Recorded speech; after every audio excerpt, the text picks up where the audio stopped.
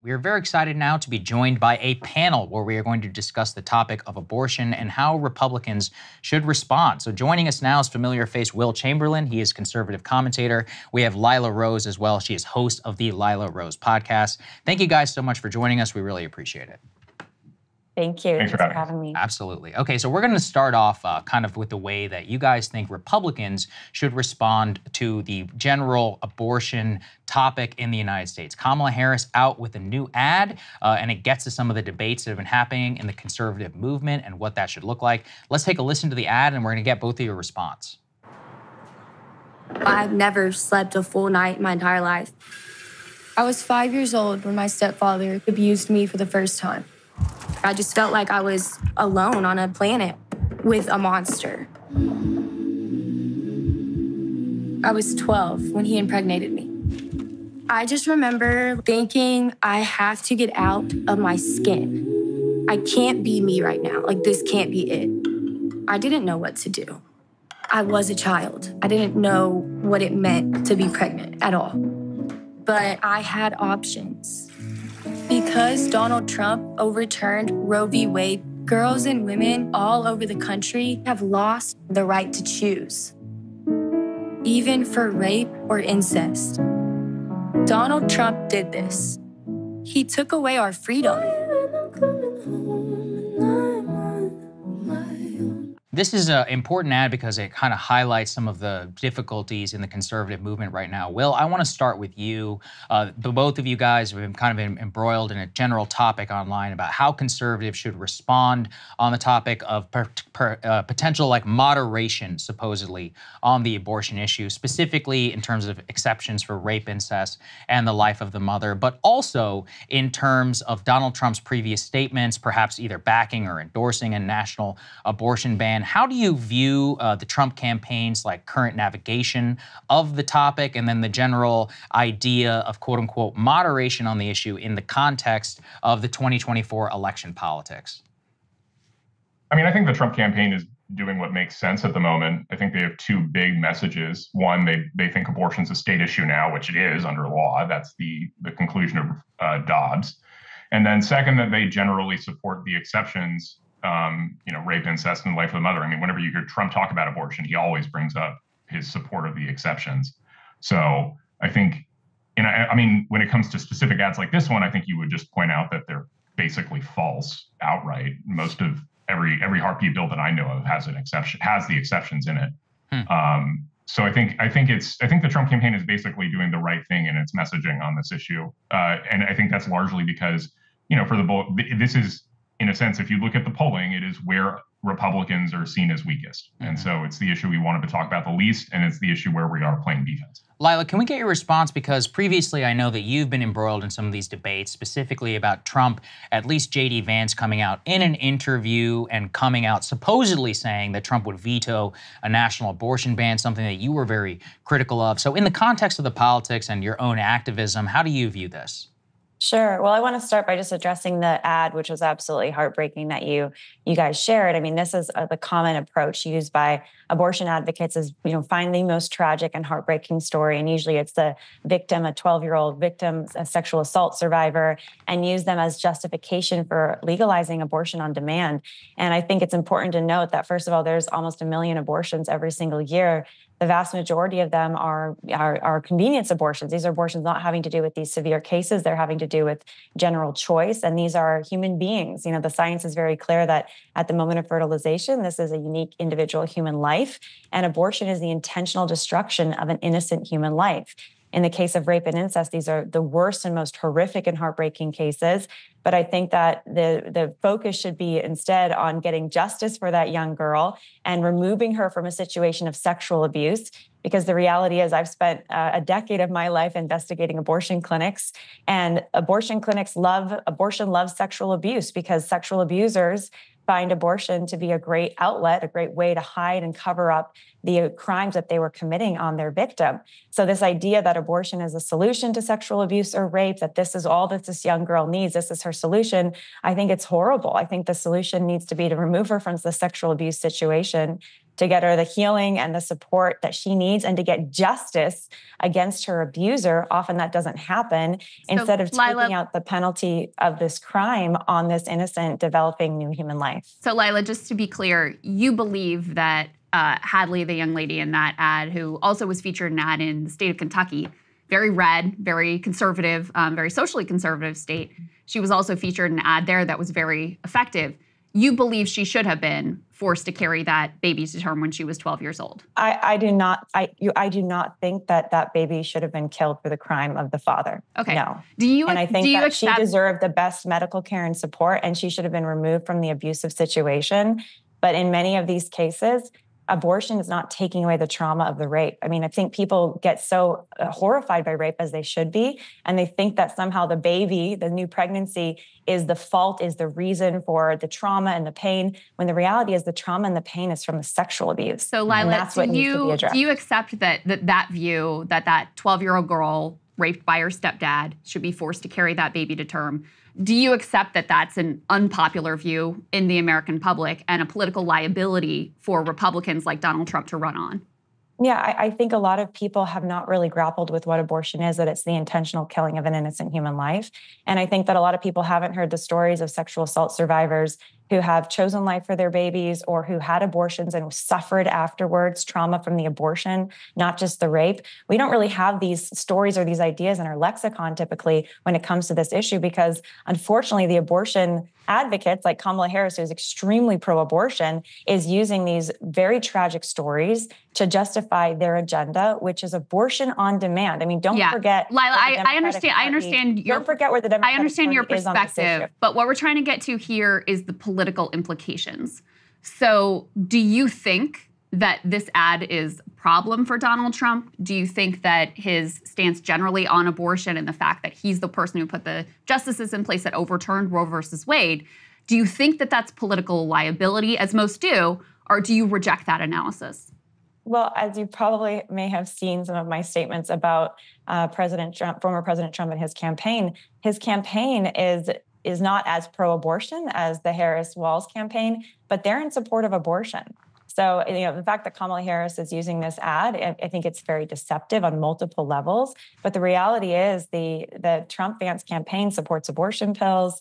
They support, as Will was saying earlier, they support abortion in multiple cases.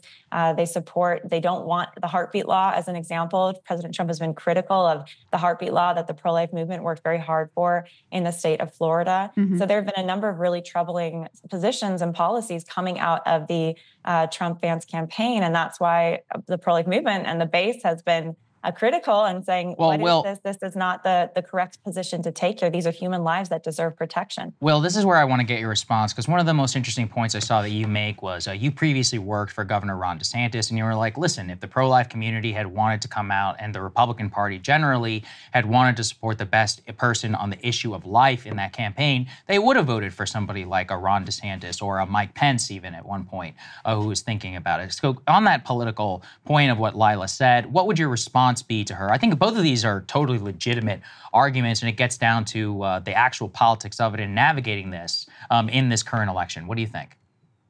I think the way the pro-life movement ought view what President Trump is doing is that he's just the messenger for where the broader public is. Trump was a deeply pragmatic and transactional leader when he was in the White House, and he has even more reason to be pragmatic now that he's facing, criminal indictments across the country from a weaponized justice system against him. So, I mean, if anybody was designed to be like, how am I going to get the White House back, and who's focused on that goal beyond others, it would be Donald Trump.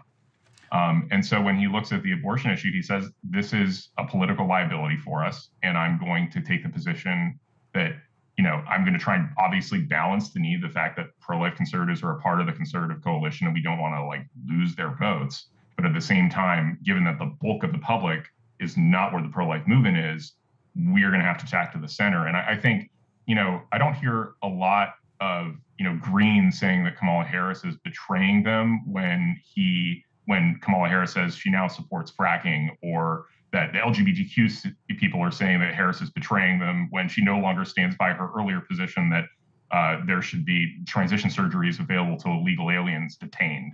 So I think there's Well, a hacking to the Senate that inevitably happens during campaigns. Sure. I think the equivalent issue right now on the left, speaking as someone on the left, is the Gaza ceasefire and the commitment to, that many of us would like to see from the Biden administration to embargo weapons. And so there's a very similar debate that plays out between what we call the lesser evil voting that, that Lila was somewhat articulating of, from her perspective, Harris walls are worse on abortion from her perspective. Trump Vance may be better, but they still don't meet her moral red line. And, a part of why I'm empathetic to that view, because I find myself in a similar position on the left. But yeah, Lila, if you could just explain a little bit more of how you think about your vote and more broadly, how you think about the votes of the pro-life movement. Has Donald Trump done enough, come enough towards your position that you feel like, okay, yes, I can vote for this person as he's not where I want him to be, but he's, in your view, the lesser of two evils? Or do you still continue to feel like there's a moral line here and your threshold has not yet been met by him? Listen, context is key here, and the recent history has to be stated. So what happened, as many folks may know or may not know, the Republican National Convention obviously chose Donald Trump as the nominee. And during that convention, after 4 decades of a pro-life platform, due to reportedly Trump's influence and pressure on the convention and the delegates, they gutted the Republican Party platform on life. So you had 4 decades of a strong Republican Party platform on life, protecting life. Abortion was mentioned and decried 23 times. Now the platform mentions abortion once, and they talk about access to things like IVF and birth control. They were basically weakening, softening the platform on life. Then you look at the last several weeks, President Trump's campaign coming out and saying they support access to abortion pills. Abortion pills are 60% of all abortions in this country. That's over 1,000 abortions every single day children killed via the abortion pill. So these are dramatically huge concessions that the Trump campaign is making, ultimately throwing not just the pro-life movement, which has been a base for the campaign in the past and for President Trump in the past, but throwing the cause, the issue under the bus here. So this is not just these tiny little quibbles. These are significant steps that have been unprecedented in recent decades, coming from the GOP nominee. And that's why it is my responsibility as a pro-life activist, speaking for people who have no voice. Unborn children have no vote. They have no voice. They are being killed by the thousands every single day in this country legally. And it's my responsibility to speak for these children. And so I have been speaking out, urging the campaign to change course. The policies that they've been recently upholding and the statements that they're making are extremely pro-abortion, and it needs to stop. So that's my position. And look, the left, we're talking about the left. But will you vote for him? If he doesn't change his position, will you vote for him? The vote is at risk right now. The vote is at risk. And then there are weeks before the election. He can change course on this. President Trump actually recently started to change course in the right direction because of pressure. So, pressure works. Keep in mind, these campaigns, they work for the voters. The voters don't work for them. They're trying to be public servants to serve this country and represent this country. We don't work for them. They work for us. So it's our position and our responsibility to speak out for those that have no voice, and those are children in the womb. And Lila, one more question for you, because I'm still not really clear if you recognize, the embrace of, rejection. You reject the morality of IVF. We can actually put up on the screen D3, the polling on IVF. Even only 10% of Republicans even agree with your position on IVF.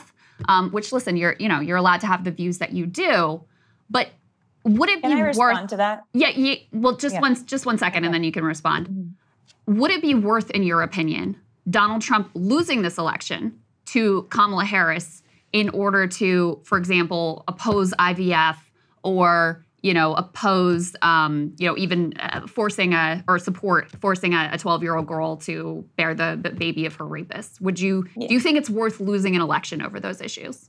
Listen, there's a few key distinctions here. First of all, you're assuming that by galvanizing his base, President Trump will somehow hurt his chances. The reality is this. Pro-abortion voters that abortion is their top issue for them, that's what they're going to gut out their vote for. are already voting for Kamala Harris. I don't think the strategy of the Trump fans campaign to say, well, I'm going to win some, hardcore abortion supporters who care about this so much, they'll show up to vote on this issue. Those people are already voting for the Harris-Walz ticket because Kamala Harris has a extreme pro-abortion record, and that's been tried and true for now her entire career. So to think that Donald Trump is somehow going to get the abortion vote, I think is just pie in the sky thinking. In addition, he's going to hurt and suppress his own base, the pro-life base, by basically, again, throwing this issue under the bus. And then on the issue of IVF, I have to state about that. The data shows that 93%, there's an education gap on this issue, which is why the polling is the way that you indicated, or some polling may appear that way. 93% of babies conceived via IVF end up being frozen, killed, destroyed, or miscarried. Only 7% of them make it out alive. This is a highly dangerous and expensive, and quite frankly, extremely difficult technology for the women, for the families. It is expensive and it is highly dangerous for the new human lives that are being created. There's a reason that there is concern about this, and there's ethical issues with this. And what the Trump Vance ticket did recently wasn't just to say we support IVF. It was to say we're going to do tax-funded, insurance companies subsidized and mandated IVF. So it was saying we want everyone in the country to do IVF if they want that. This is about $60,000 to achieve one live birth. And there's 1 million babies, embryos that are frozen indefinitely right now. So no one's talking about these facts, right? We're just up in the 100,000-foot view of, well, we support choice, we support reproductive freedom. Well, what are we actually talking about when we use this terminology? We're talking about human lives that are recklessly being destroyed. And that's why the pro-life movement needs to be speaking out right now. I totally understand where you're coming from, Lila. Will, I want to give you obviously a chance to respond on the politics of the issue. You can go all the way back both with the RNC platform and then towards IVF. Okay, so I guess back towards the politics of the issue. I mean, Krystal said something interesting, which was the analogy to the left in Gaza, which I think is actually very, very interesting and appropriate. And I hope, as a Republican who wants to see Donald Trump in office, I hope that these pro-Palestine people stick to their guns and refuse to vote for Kamala Harris, who is very obviously the better candidate for a pro-Gaza, platform. Because I guarantee you the Republicans are going to be pro-Israel 100% of the time, every time. So, that said, I hope that Democrats don't take my advice and, go ahead and continue to abstain and withhold their vote from Kamala Harris because of Gaza. And at the same time, I really, really hope that Lila comes around and realizes that Trump is still, and the Republican Party is the home of the pro-life movement in the same way that the Democratic Party is the home of the Palestinian sympathizers. And comes around to vote for us. Well, let me just press.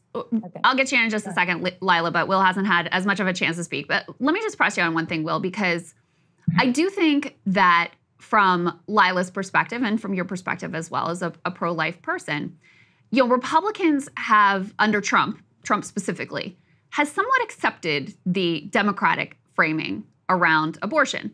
And we do see post Roe versus Wade, you see an increase in support for choice. So for the first time in, kind of ever, it's not really a 50-50 issue anymore. You have a very clear, consistent majorities in favor broadly of choice. So isn't there a risk of longer-term harm to the pro-life movement of a Republican who in certain key ways accepts some of the Democratic framing on the issue? So I want to correct you at the outset. I wouldn't characterize my politics as pro-life. They're more pro-natalist. So I end up disagreeing with Lila on things like IVF, for example. Okay. And I don't want to falsely portray myself to your audience. Fair enough. Sure. Yeah. Important clarification. Yeah. But I think on the question of would this do harm to the pro-life movement to have Trump in, I think the much greater harm is the risk of a Kamala Harris presidency. Something I tweeted out, which I think is true, that I think the pro-life movement, if they were being strategic, should realize that they don't want abortion to be an issue at the federal level for at least a decade, given where the polling is. Because the likely outcome of abortion being salient at the federal level is a national codification of Roe or further, right? Going all the way to saying that the federal government says no state can impose any restrictions on abortion whatsoever. Or packing the Supreme Court if they get that chance, and then effectively reversing Dobbs and reinstating Roe and writing it into the Constitution with a permanent Democrat majority in the court.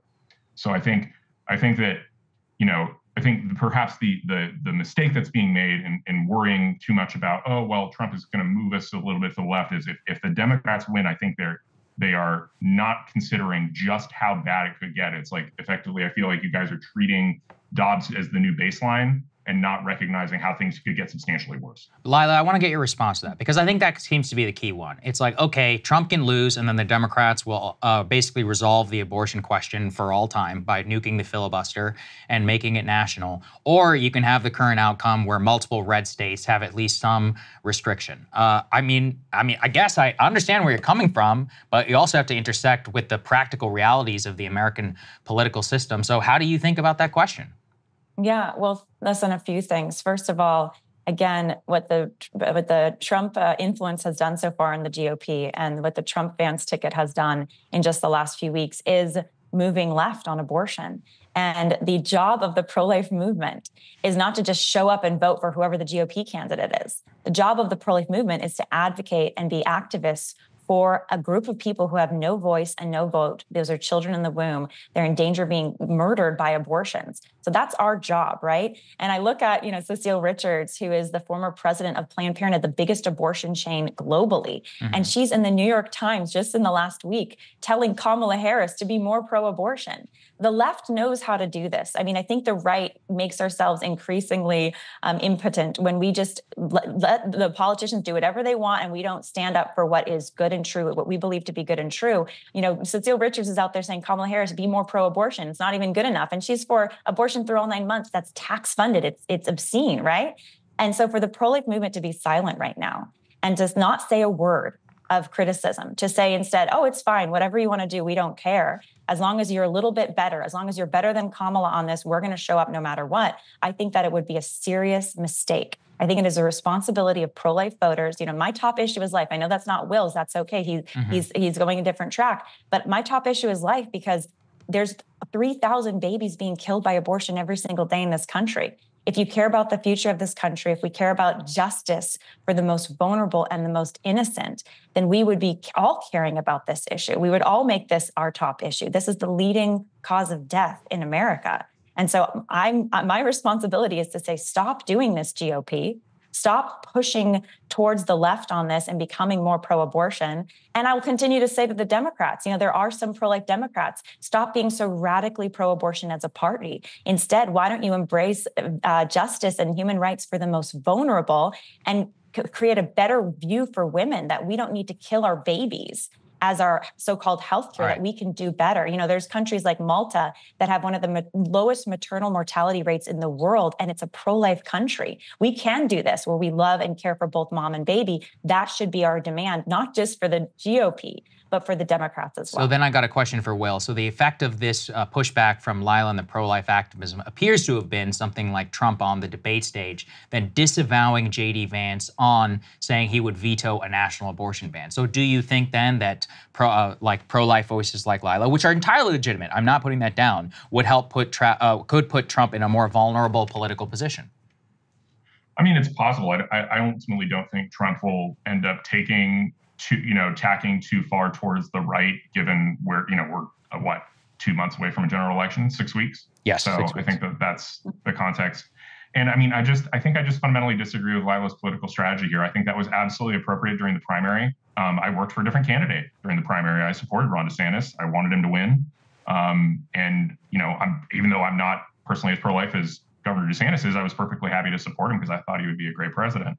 But he didn't win. And, the general election is where, the two great, political forces in our country collide, and we see who's persuading more of the public.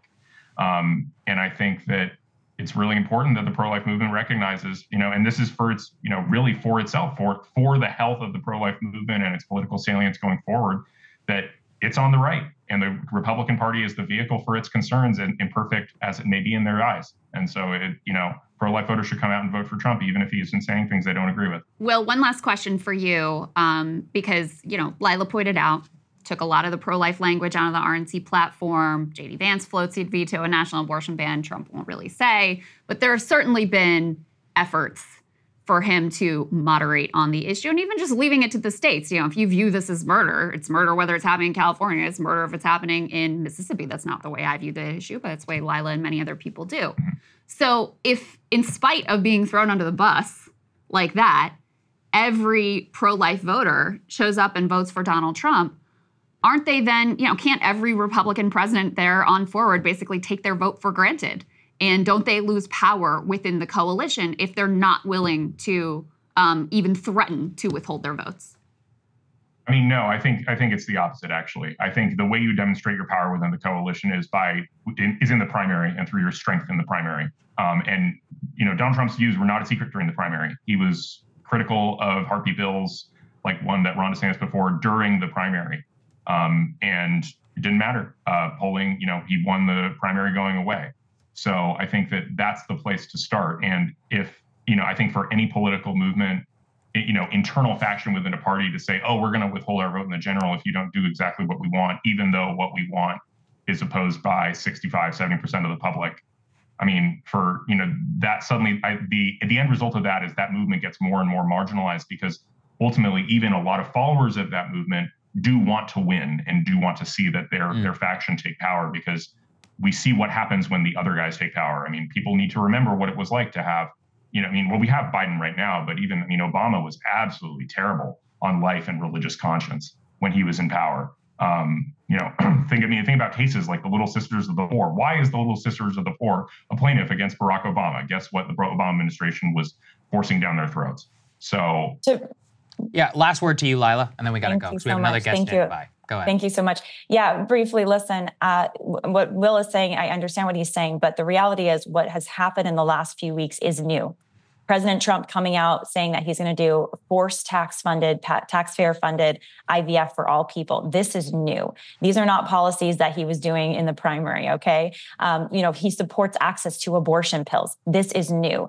Gutting the Republican Party platform. This is new. They didn't do that in 2020 or in 2016, obviously. So these are new things that are happening. And again, I believe it's the responsibility of pro-life voters to speak out right now. I do think that Trump will respond and does respond to pressure. I think that's our responsibility to speak out on behalf of the people that don't have a voice. And so that's what we will continue to do, because there are lives on the line. All right. Well, we really appreciate both of you joining us. It's a very interesting conversation, one that you don't generally see on television. So thank you both. We really appreciate it.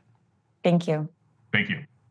Hey, if you like that video, hit the like button or leave a comment below. It really helps get the show to more people. And if you'd like to get the full show ad-free and in your inbox every morning, you can sign up at breakingpoints.com. That's right. Get the full show, help support the future of independent media at breakingpoints.com.